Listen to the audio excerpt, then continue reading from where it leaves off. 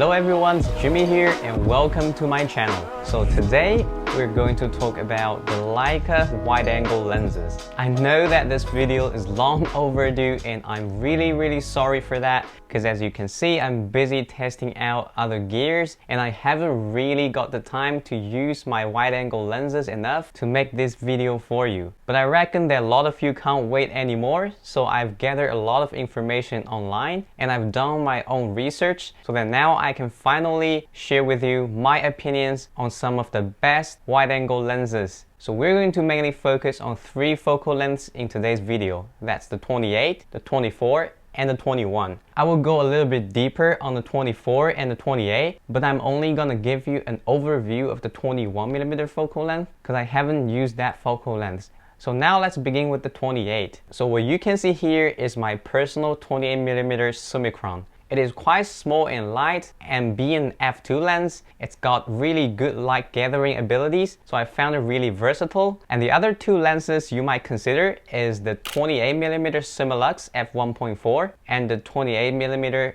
Elmarit f2.8. So all of these three lenses are of modern Leica design, which means they're really sharp and they're well corrected.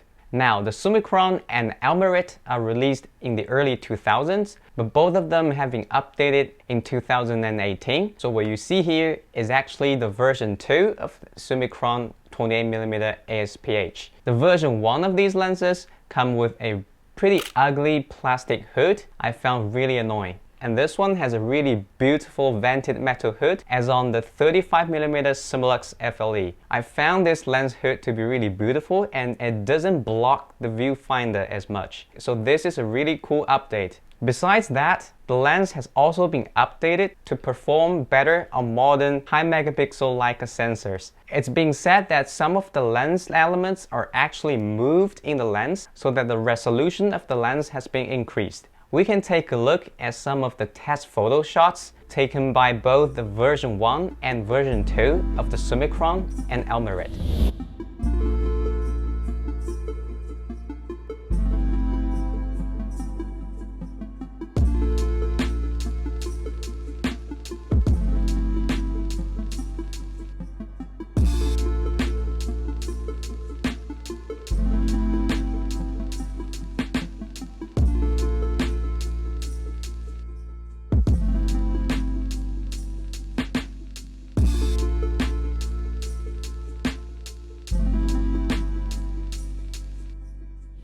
Okay, so from these pictures, I think it's pretty clear that if you have a modern digital Leica, such as the SL2 and M10R, you'll find the second version of these lenses perform much better. But if you've got an M10 or M240, which has a 24 megapixel sensor, then these two versions performs virtually the same. So it's for you to decide whether you want to pay more to get the updated version or stick with the old one. Okay, how about the comparison between these three lenses, the Summilux, the Summicron, and the Elmarit? Don't worry, I'll show you the rendering and the performance of these wonderful optics. So let's take a look at these photos.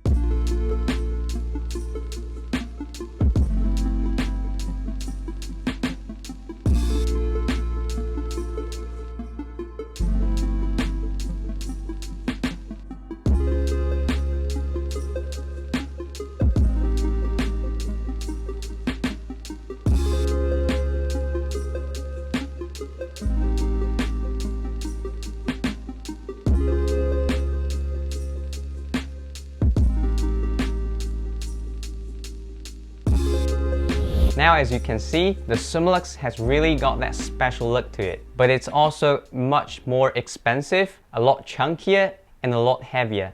And the Elmarit, being the smallest, lightest, and cheapest of the bunch, actually is as sharp.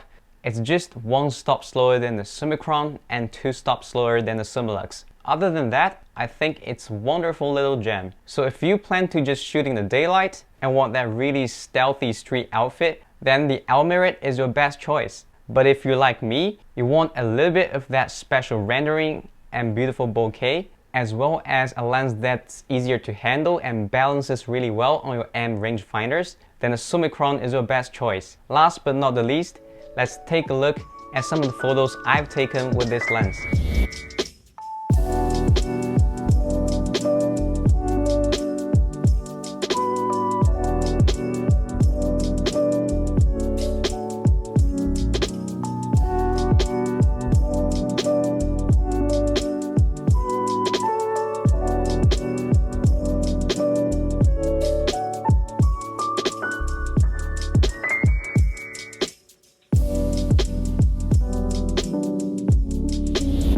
So some of the other choices that I have not mentioned for the 28 is the 28 5.6 Summicron, which is a replica of a Leica vintage lens. That lens is really small and it's really beautiful. But since it's a 5.6 lens, so it's pretty much limited to daylight shooting. And plus, that lens is actually a lot more expensive than the Elmarit, so I actually won't recommend that lens unless you really dig that special design. And the other choice is the Voigtlander 28mm Ultron, which has just been released. If it's as good as its 35 counterparts, and then I think it's probably gonna perform very close to the Leica Summicron. But since I haven't got my hand on it yet, so I can't really draw a conclusion here. But you might want to take a look at that option as well if you're considering a 28mm lens.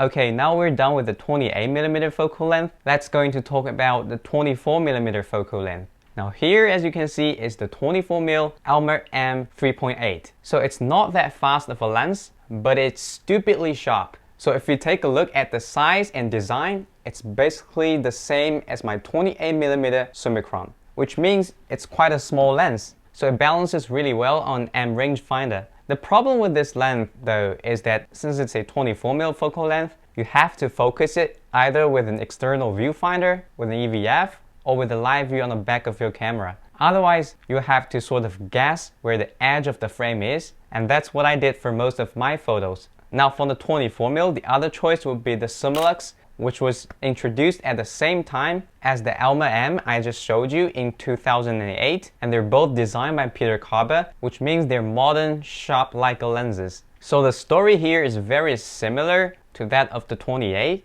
If you want that special rendering of a Summilux, or that really thin depth of field which produces really wonderful bokeh, then you might consider the Summilux, which is also very big. But if you just want it for some landscape shots or wide street shots, then I think the 24 Elmarit M is the better choice here, because it's a lot smaller, a lot lighter, and balances a lot better on your rangefinder. Now let's take a look at some of the photos taken by this wonderful little gem.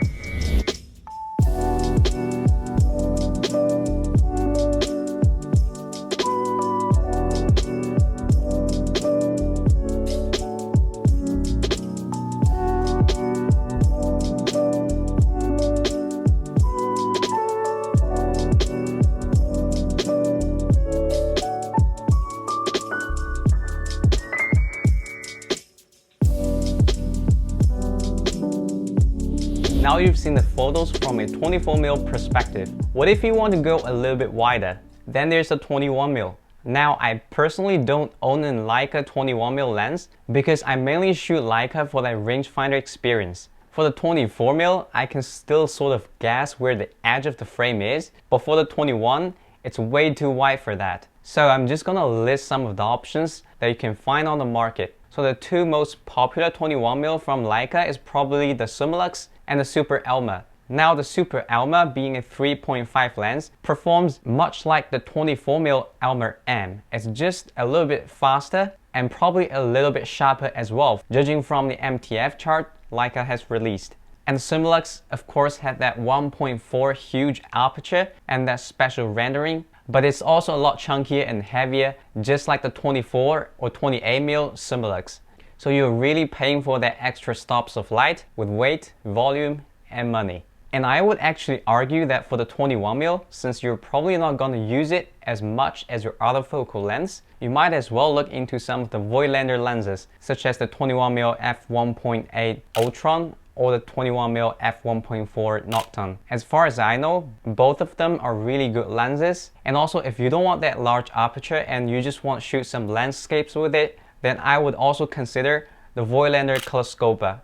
Now there's this one other lens which is quite popular, and it's called the Super Angulon. I probably wouldn't recommend that lens because if you use it on a modern digital Leica, you will have really bad edges because it's really designed for film, not for digital sensors. Okay, and that's it for the 21mm. Of course, you can go even wider to 18, and there's also a Super Elma from Leica, but that lens has a bulging front element, so you can't fit regular filters on it, which I wouldn't consider because most of these wide-angle lenses are used for landscapes. Okay, I guess that's it for today's video. Thumbs up if you like it, and subscribe if you love it. I'll see you in the next one.